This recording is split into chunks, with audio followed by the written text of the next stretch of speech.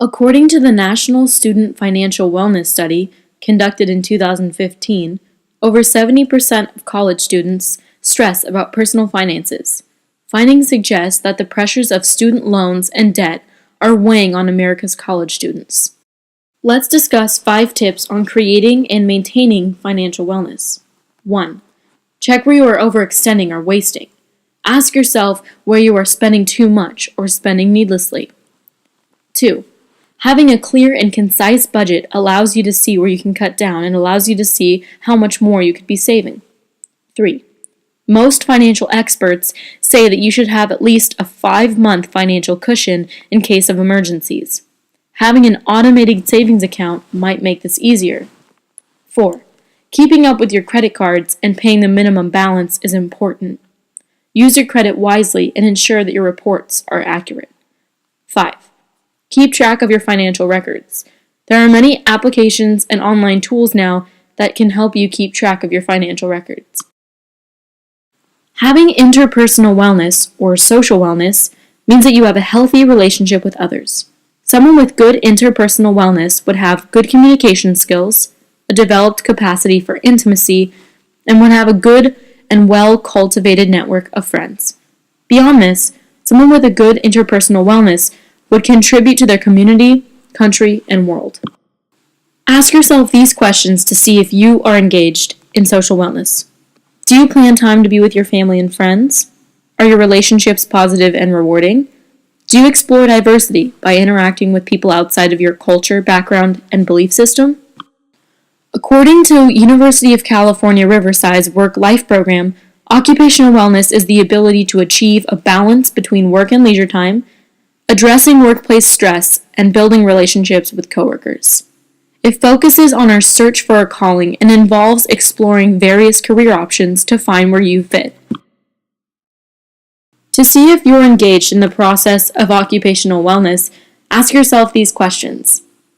Do you enjoy going to work most days? Do you feel good at the end of your day about the work that you've accomplished? Do you feel that you have a good balance between work and leisure time? Do you feel that you can talk freely between your boss and your employees? The University of New Hampshire offers these ways to help improve your occupational wellness. Increase your skills and knowledge to advance your occupational wellness goals. Find the benefits and positives in your current job. Create connections with your coworkers. Avoid overworking yourself. Write out your occupational goals and create a plan to reach them. An environmentally well person appreciates the external cues and stimuli that an environment can provide. They recognize the limits to controlling an environment, and they understand that their interactions impact the space around them. Environmental wellness is all about being responsible. According to the University of California, Riverside, environmental wellness involves being aware of the Earth's natural resources and their finite limits, living a life accountable to environmental needs, both in the present and in the long term, and realizing the effects of their daily habits on the world around them. Be engaged. Do you recycle? Do you find ways to fix a hazard? For example, make sure the car you're driving has had its smog checked, so that you know you're not driving a car with excess emission that can negatively affect air quality. Do you volunteer to help repair or maintain the environment? For example, do you participate in picking up trash off beaches? According to the Auburn University Health Promotion and Wellness Services Division, a culturally well person is understanding. He or she understands their own culture and is aware of the diversity of culture around them and globally.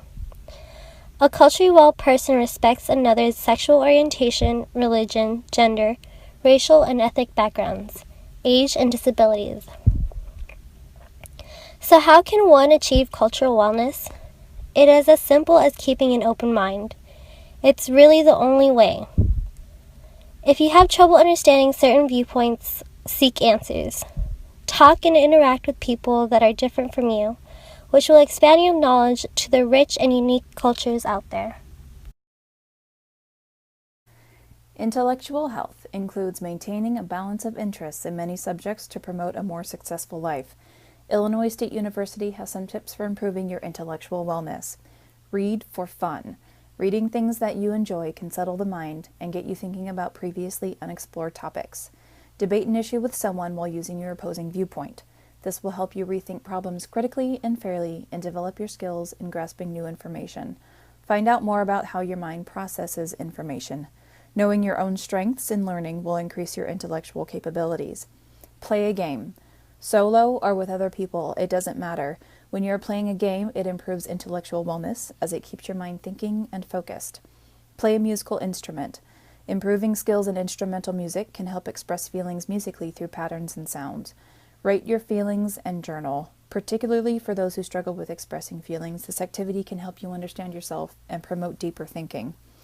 From the University of New Hampshire, students can benefit from some simple but effective study tips.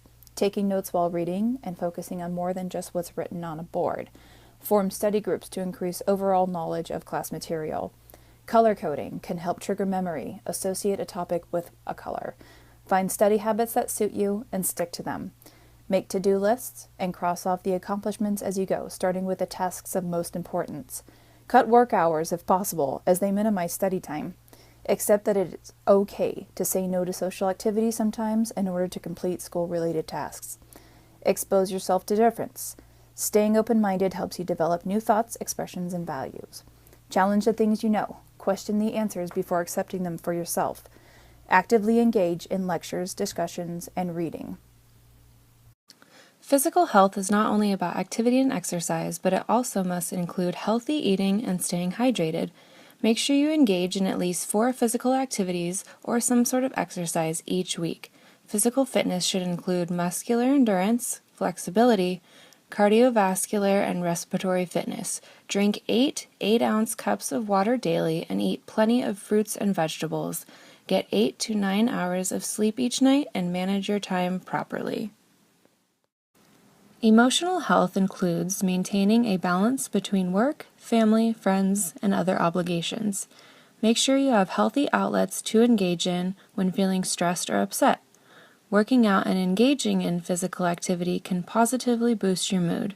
Having emotional wellness implies the ability to be aware of and accept our feelings rather than deny them, have an optimistic approach to life, and enjoy life despite its occasional disappointments and frustrations. Everyone makes mistakes, and we must learn to accept them and learn from them.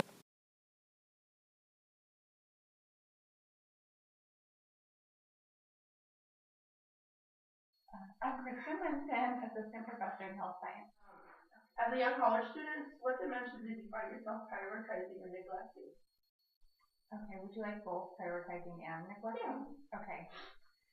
As a young college student, so I was a college student, I would say 3 separate times. I did undergrad, master's, and PhD, and I treated each differently. So I would say that the youngest was obviously undergraduate. Right. So in undergraduate, what I prioritized the most was not probably what I should have. Like interpersonal, I mean, I was really into relationships, having fun, and not studying. Don't do that.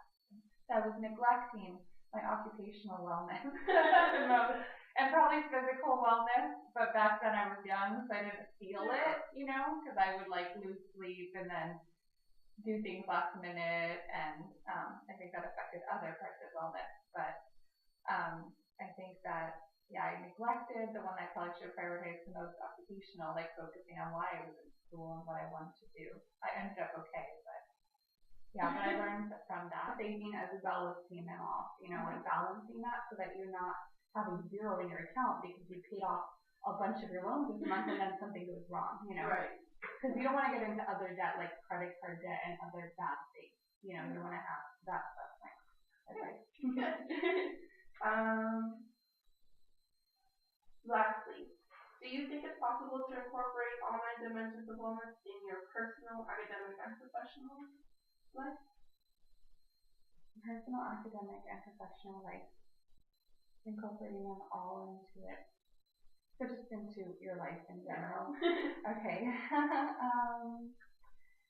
Yes, I think so. I think that's a lot to balance, Yeah. you know?